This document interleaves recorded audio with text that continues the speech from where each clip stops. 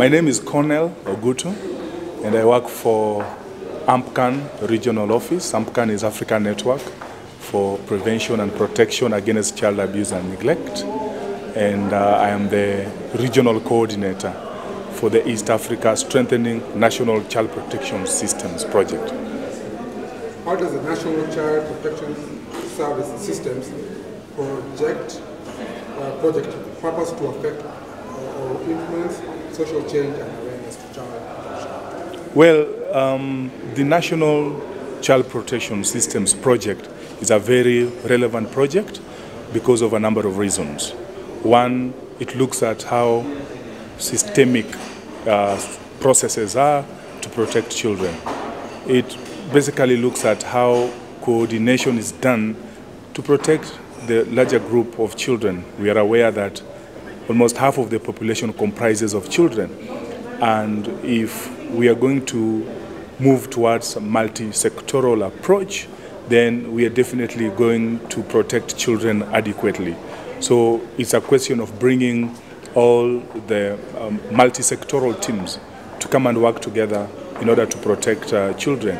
And obviously when this one is done, children are more protected, structures are more clear, processes are a bit distinct, where results are seen, and in a coordinated manner, then the children are well protected in areas, especially child abuse and neglect.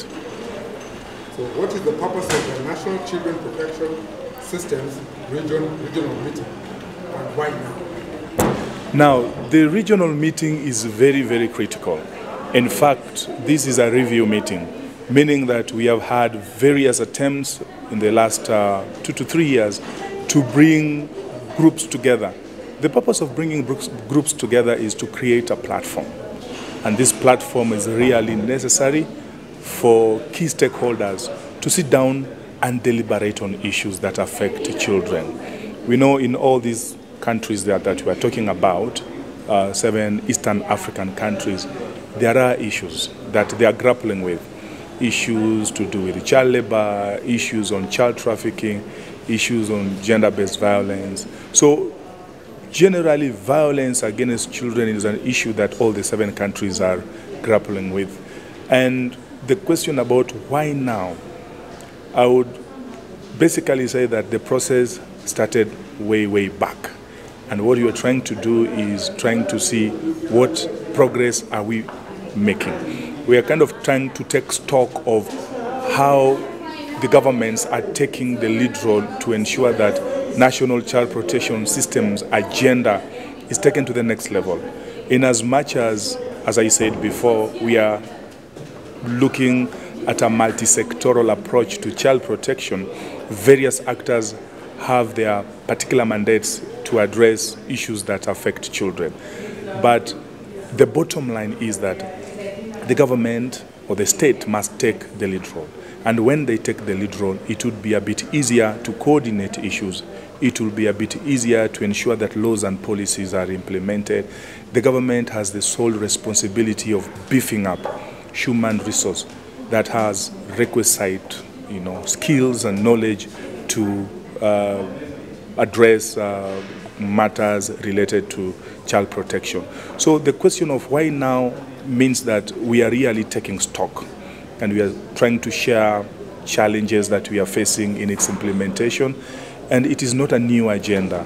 Systems approach to child protection is the way to go, and therefore countries must embrace that way of working in order to adequately protect children. When you say bring groups, which groups are these? Now, when I say groups, working in a systemic approach is more of strategic, meaning that we are looking at both state and non-state actors. When you say state, we are looking at the key ministries that are in charge of child protection, and also non-state actors that has civil society organizations and other partners who bear the burden in child protection. So coordination really here is key, where we are seeing different actors coming with different roles to play to ensure that they complement each other. So these groups have been formed particularly to support already existing efforts and also provide coordination mechanisms to adequately protect children at both levels. We are saying both nationally and at the community level. At the end of the day, what we're interested in is looking at the interaction between national levels and community levels. So we are looking at various teams, but the particular teams that are coming together in this regional review meeting are key government officials and key non-state actors who bear the burden in child protection in the 7 countries.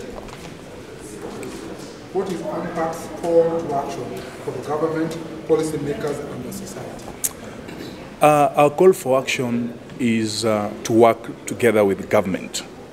Working in a systemic way is the only way, because we are talking about almost half of the population of most of these countries. So the call for action to government is to ensure that they adequately budget, they adequately involve all the decision makers, including children themselves, because children have been forgotten, and the aspect of child participation is very key. And if you look at how we are systemically working on child protection matters, we are looking at the key components that include coordination, and we are calling upon the government to be the driver. Civil societies will only play complementary roles. We are looking at adequate human resource capacity, where the government is beefing up human resource where possible. The question of budgeting for children, the need to finance the programs that go towards providing services towards children, and obviously analyzing data, looking at what are the trends, what are the prevalence in child protection, and putting together will really help governments to come up with ways of resourcing where need be.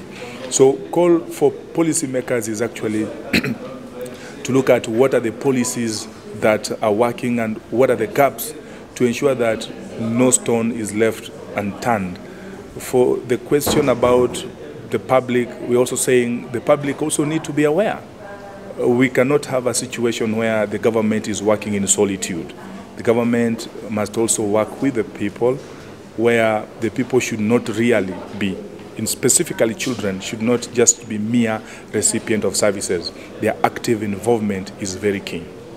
How big is the problem in your view? The problem is huge, I would say. That is why our call for action requires concerted effort. All the key stakeholders, including private sector, are called upon to ensure that the questions of financing are adequately planned, so that it becomes almost everybody's business, but with the key distinct roles. So it's not something that we would say is going to be resolved in the near future. It is something that we are saying it must be well planned, it must be well programmed, and all the key stakeholders brought on board. And finances are also put towards that. So adequate budgeting and full involvement of the key stakeholders is really key. Us being a third world nation, plus also all our neighbors, yes. Some being really bad in terms of development-wise, in terms of South Sudan. Mm-hmm. What would that do to this, try to alleviate the problem? Because as much as we want to alleviate it, it's getting even bigger, because these two things are connected with each other. Yeah.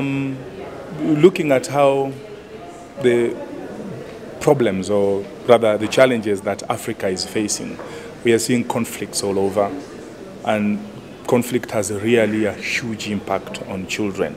So efforts have already been put underway for stakeholders to come together and see how do they address peace issues. As you can see, the problem doesn't really call for action for only one ministry. It's a question of calling all the relevant ministries, including the Ministry of Planning and Finance, so that they can allocate some resources to really promote peace and security across Africa. Because children are suffering a great deal, and at the end of the day, they are left in the development agenda. They are really pushed at the periphery. So poverty itself also is a contributing factor. Therefore, what I would really recommend is a raft of measures where we are looking at combination of efforts to address problems holistically, including poverty, so that we are addressing matters that affect children in totality. Is this an initiative of Africans, by Africans, for Africans, or is the international community also tied into this one? Well, if you look at child protection matters, one would definitely see the inclination towards Africans taking action. We cannot just sit back and wait for the West to really show us, the way.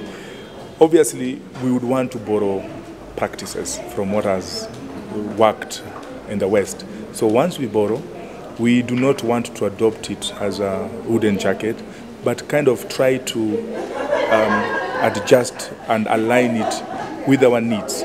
So Africans have real solutions, but the challenges including corruption, challenges including bad governance, the very components that are leading to us not achieving our development agenda. Is it a catch-22 saying Africans have the answers yet? It's we Africans with our own cultures which has also perpetuated some of these problems? Well, I would say sometimes we are caught in a quagmire, because our cultures, mostly, at least according to what studies say, are a contributing factor to the challenges that we are seeing. Take, for example, female genital mutilation. Take, for example, early marriage. Those are factors that are well embedded within our traditions, meaning that they will always impede any development agenda. They will always impede on actions that are put forth, and therefore there is need to perhaps create more and more awareness and tagging the very stakeholders who are directly involved in perpetuating this, as well as the beneficiaries themselves.